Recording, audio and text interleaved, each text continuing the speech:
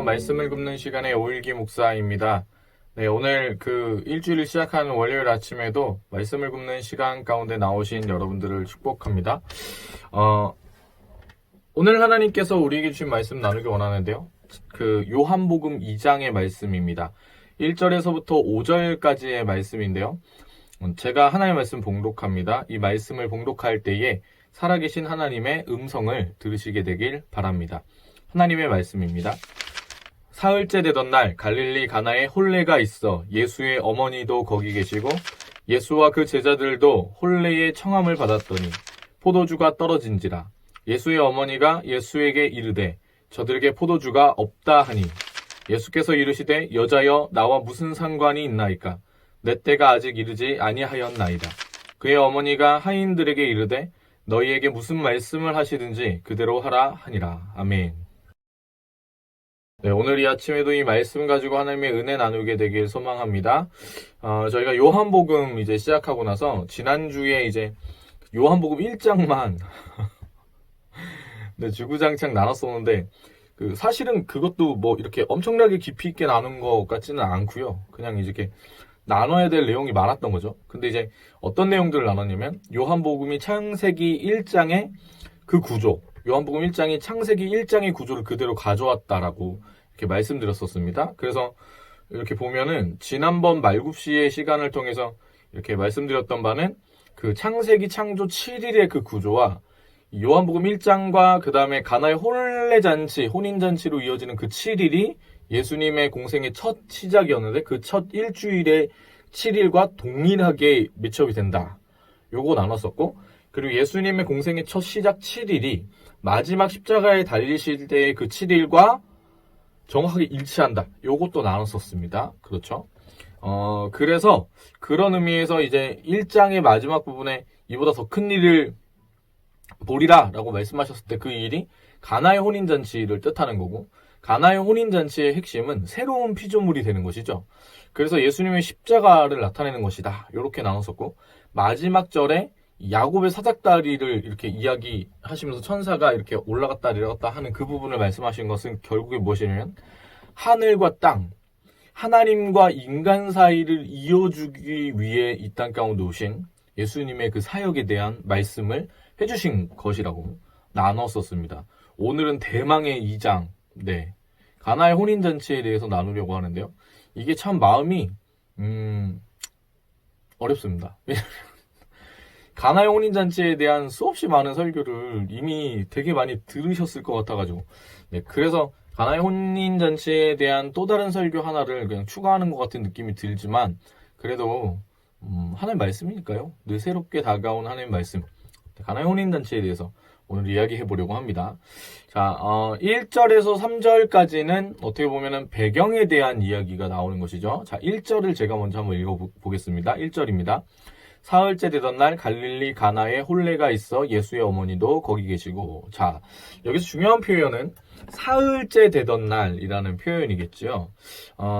원래의 안식일은 토요일이 안식일입니다. 그래서 이단 중에 제7일 안식교, 여기는 아직도 이제 토요일이 주일이다, 토요일이 안식일이다, 이거를 얘기하는 거지만, 우리 믿는 그리스도인들은 결국에 왜 주일을 섬기냐면, 예수님께서 죽으신 지 사흘 만에 부활하셔가지고, 무덤을 이기시고, 무덤문을 여시고, 사망 권세를 이기신 그 예수님께서 부활하신 그 날을 주님의 날로 기념하기 위해서 토요일이 아니라 일요일을 우리는 주일로 예배드리고 기념하는 것이죠. 네, 그래서 이 1절에 나온 사흘째 되던 날, 요거는 이제 어떤 표현이냐, 제가 계속해서 강조하고 있는 거지만 예수님께서 죽으시고 부활하시는, 네, 그 예수님의 사역을 이렇게 보여주고자 사흘째 되던 날로 시작하는 것입니다. 이거를 이제 구조적으로 봐도 이해할 수가 있는데, 요한복음은 1장에서부터 12장까지 이렇게 가는 도중에 7가지의 표적이 나옵니다. 오늘 이제 그 가나의 혼인잔치에서 물이 포도주가 되게 하신 사건이 우리가 흔히 알다시피 예수님께서 이루신 첫 번째 기적이고 첫 번째 표적입니다. 요거는 이제 특별히 공간복음이라고 말하는 마태, 마가, 누가복음에는 기록되어 있지 않은 이야기인데요. 표적이라고 할 때 이 표적이라는 것은 약간 어떤 거랑 똑같냐면 안내판 같은 겁니다. 혹은 뭐 표지판, 뭔가 어떤 이야기해주고자 하는 바가 있는 것이죠. 이 7가지의 표적들은 결국에 예수님이 어떤 분이신지를 얘기해주는 거거든요. 근데 첫 어떤 표적의 시작이 사흘째 되던 날로 시작한다는 것은 무엇이냐면 예수님의 우리를 위한 그 구원 사역에 대한 부분을 충분히 알 수 있게끔 지금 얘기를 해주고 있는 겁니다. 1절이 그런 의미가 있어요. 2절과 3절입니다. 예수와 그 제자들도 혼례의 청함을 받았더니 포도주가 떨어진지라. 예수의 어머니가 예수에게 이르되 저들에게 포도주가 없다 하니. 자, 이 부분이 생각보다 굉장히 중요한 부분입니다. 이 포도주, 이 부분에 이제 설교를 하실 때 많은 분들이 이스라엘 혼례에 대해서 이렇게 이야기하면서 오랜 시간 동안 잔치를 하는 거죠. 7일간의 잔치 동안에 뭐가 굉장히 그 중요한 거냐면 그 뭐랄까 결혼식의 포인트는 결국에 이제 그 기쁨이잖아요. 기쁨. 그래가지고 포도주가 중요하다는 거예요. 포도주가 너무 이 중간에 가다가 이게 떨어지거나 막 문제가 많이 생겨가지고 이 포도주로 이 뭐랄까 기쁨이 될 수 있는 흥을 잘 돋궈주지 못한다. 중간에 떨어진다. 그러면 심하면 어떤 일이 일어나냐면 이제 그 고소를 당하는. 네, 뭐 그 정도까지 다다르는 일이다 이게 막 이렇게 설명을 막 엄청나게 하십니다. 막 그렇게 하시죠. 자, 뭐 굉장히 그런 저런 얘기가 중요하죠. 여기엔 지금 예수님과 그 예수님의 어머니 그리고 그 제자들이 함께 있는 겁니다. 혼례에. 그러니까 좋은 혼인잔치에 함께 있다는 거죠. 근데 첫 표적에 대한 그 이야기가 혼인잔치의 이야기라는 것도 굉장히 중요합니다. 왜냐하면 우리는 예수님의 신부된 자들이기 때문이지요.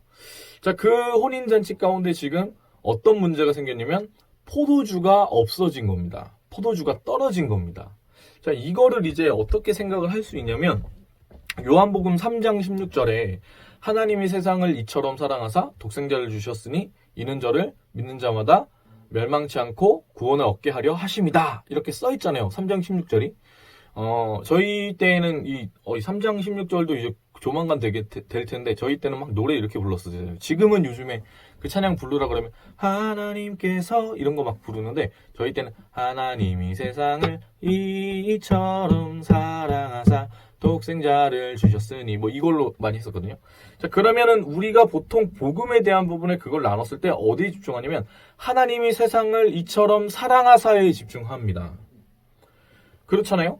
그래서 독생자를 주셔서 우리를 구원하셨다에 집중을 하는데 사실은 3장 16절에서 굉장히 중요한 파트 중에 하나는 무엇이냐면 멸망치 않고라는 단어, 그 표현에 있습니다. 멸망이라는 단어와 멸망치 않게 하기 위해서 그 일을 행하셨다라는 부분에 있는 것이죠.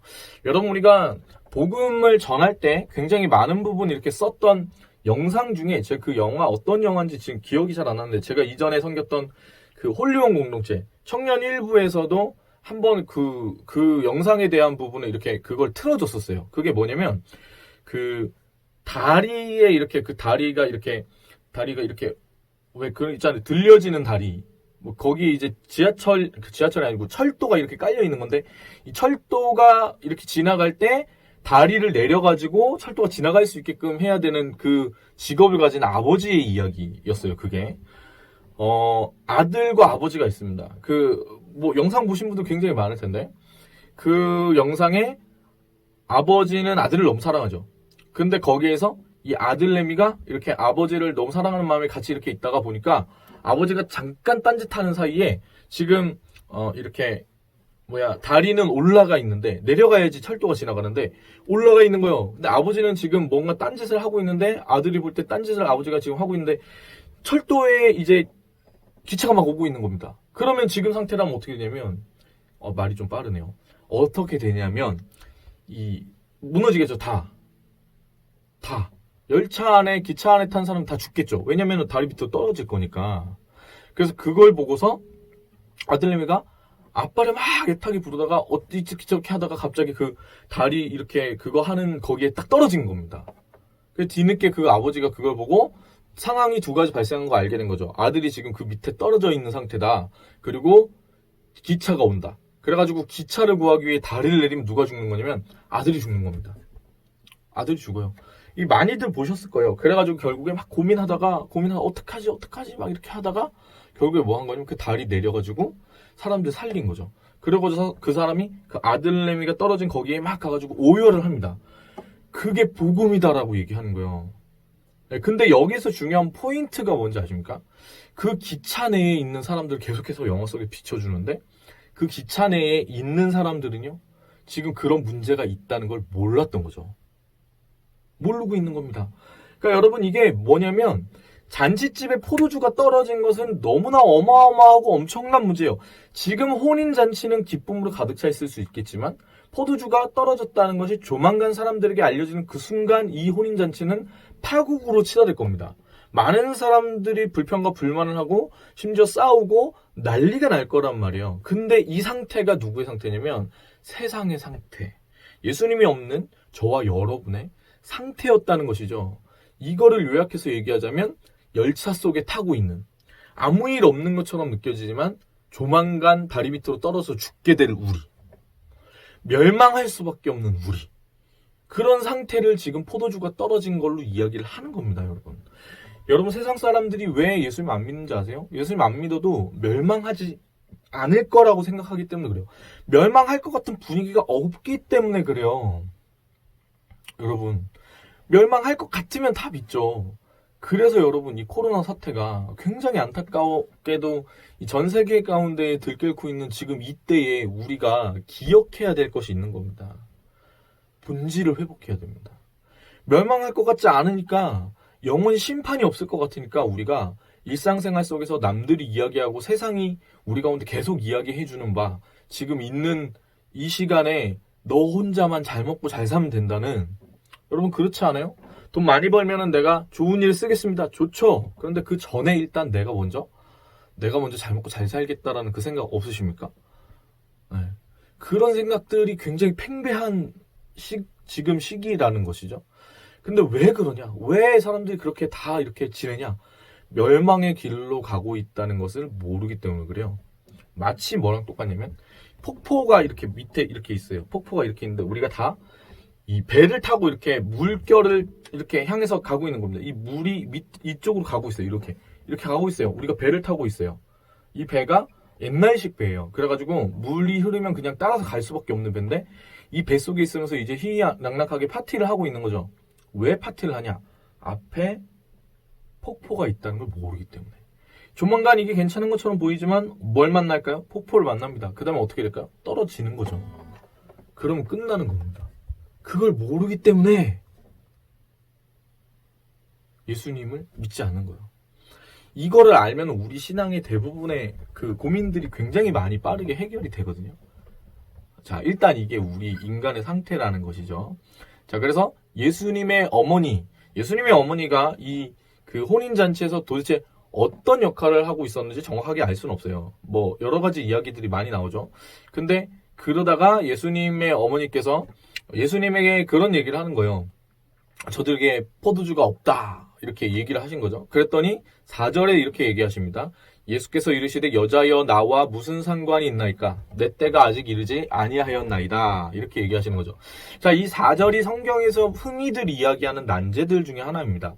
왜냐면 좀 예수님께서 어머니에게 얘기하는데 좀 약간 너무 냉정하기도 하고 좀 버릇이 없다 해야 되나요? 그런 느낌이 드는 부분이에요. 이 4절이 감히 어머니가 얘기했는데 뭐 이렇게 볼 수도 있고, 그래서 이게 4절을 많은 분들이 아니 어떻게 이렇게 얘기를 했어요? 이거를 얘기하시는데 왜 이렇게 얘기하셨을까? 왜 이렇게 어머니가 얘기하는 걸 들어주셨으면 되는데 그 뒤에 보면 들어주셨잖아요. 왜 안 들어주셨을까?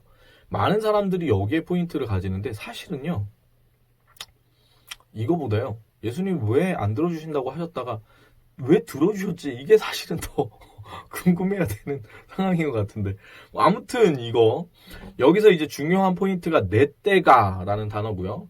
여자여 라는 단어도 굉장히 좀 의미가 있습니다. 이거를 이제 해석하실 때에 이렇게 해석하시는 분들이 있어요. 그 여자여 라는 단어가 지금 우리가 볼 때는 약간 하대하는 듯한 느낌의 어떤 그런 것들을 주는 단어이지만 이 당시 시대에 여자여라고 했을 때 어머니나 아니면 그 여자를 굉장히 높여서 부르는 그런 단어다.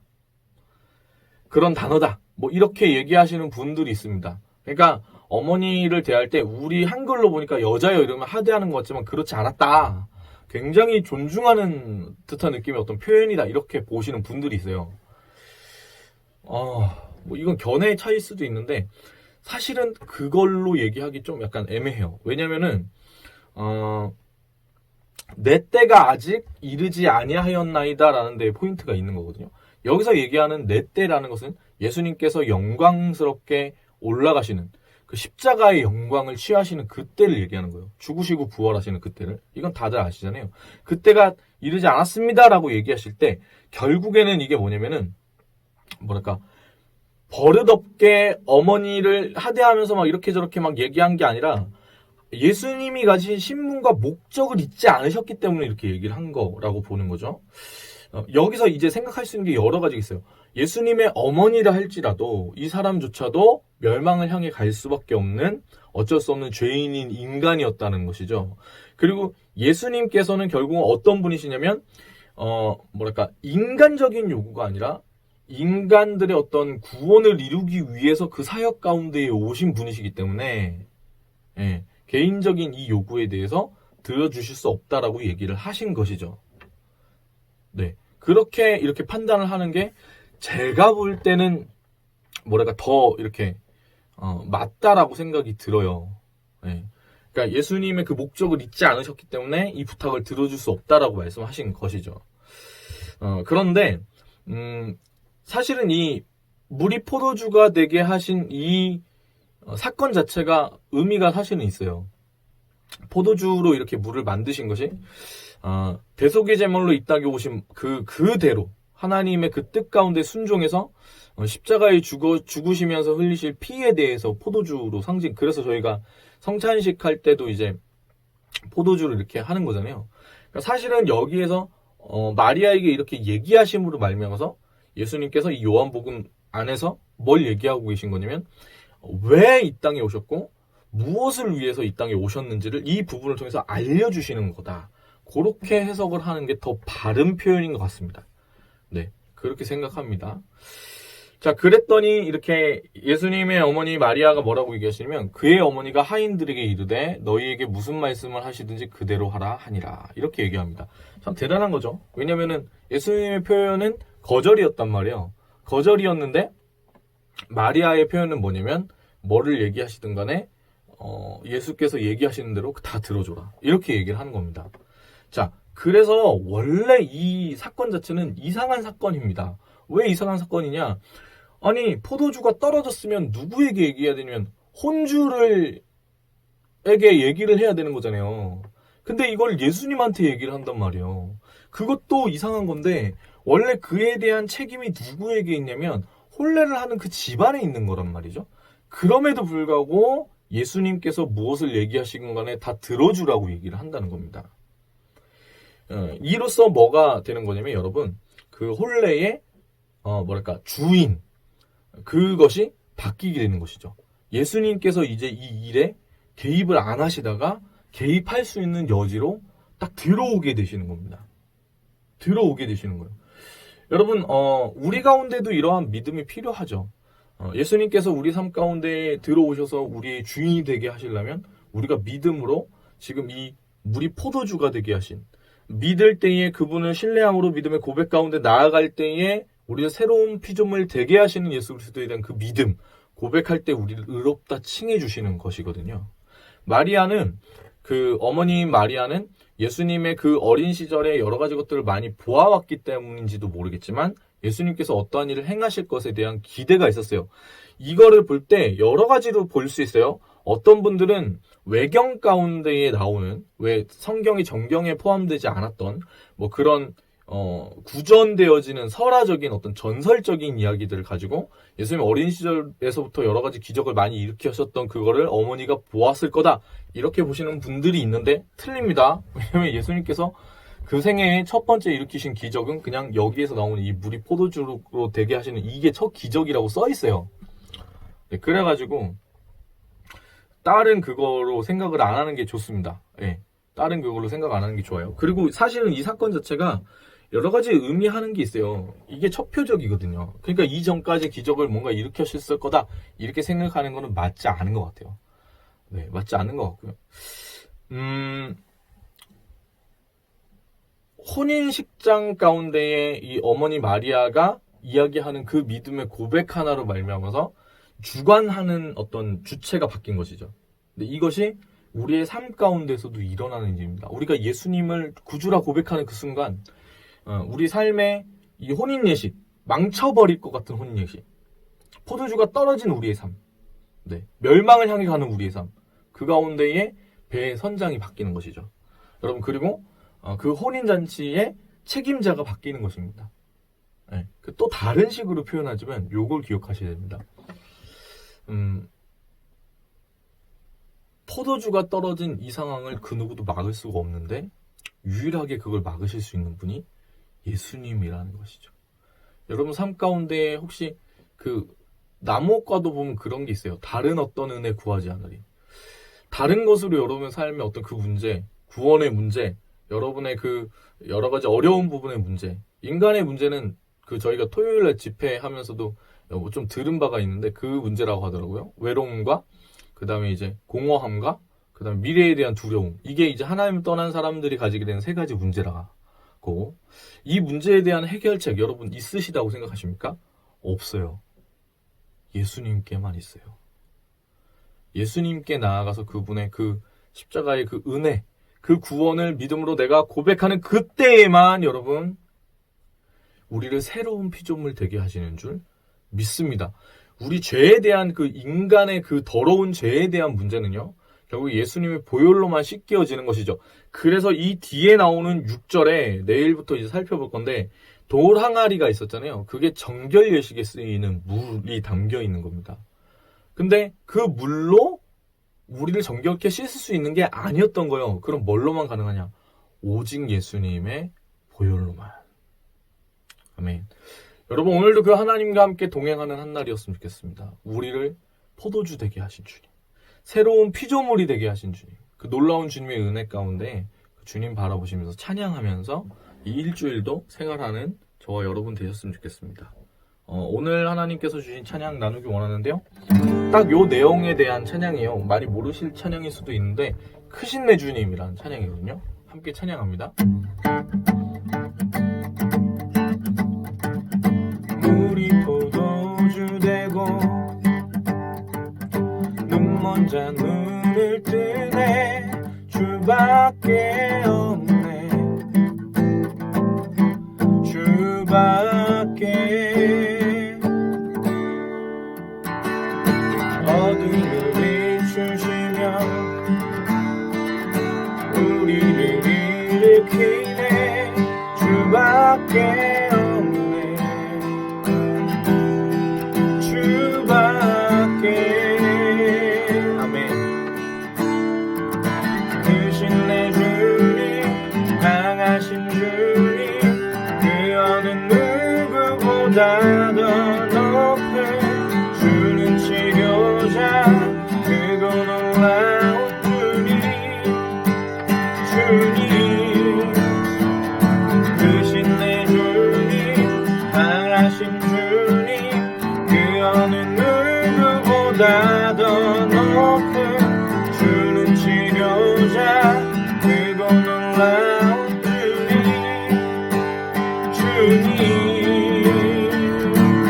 그 누가 멈추리요. 주가 함께 하시면 그 누가 대적하리. 주 함께 하시면 그 누가 멈추리요. 주가 함께 하시면 그 누가 대적하리. 주 함께 하시면.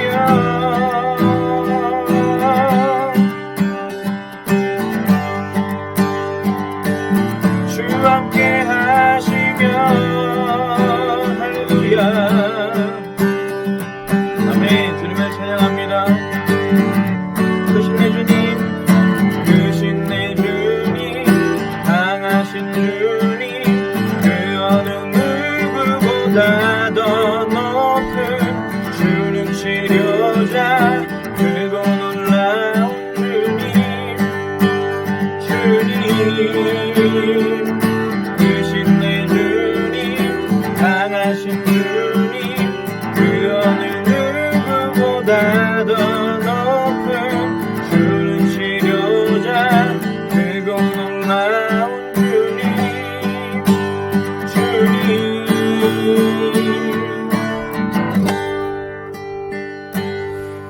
사랑의 주님, 죽을 수밖에 없는 우리를 위해서 이 땅 가운데 오셔서 우리를 구원하신 주님의 놀라운 그 은혜를 찬양합니다. 하나님, 우리가 오늘 이 하루 한 날 살아갈 때에도 그 생명이신 주님 바라볼 수 있도록 인도하여 주시옵소서. 다른 어떤 은혜 구하지 아니하고 오직 우리를 살리신 예수님 붙잡으며 오늘 한 날도 그렇게 살아가는 믿음의 걸음 걸어가는 우리들 될 수 있도록 인도하여 주시길 소망합니다. 주님을 찬양합니다. 감사드리며 예수님의 이름으로 기도합니다. 아멘. 네, 사랑합니다. 축복합니다.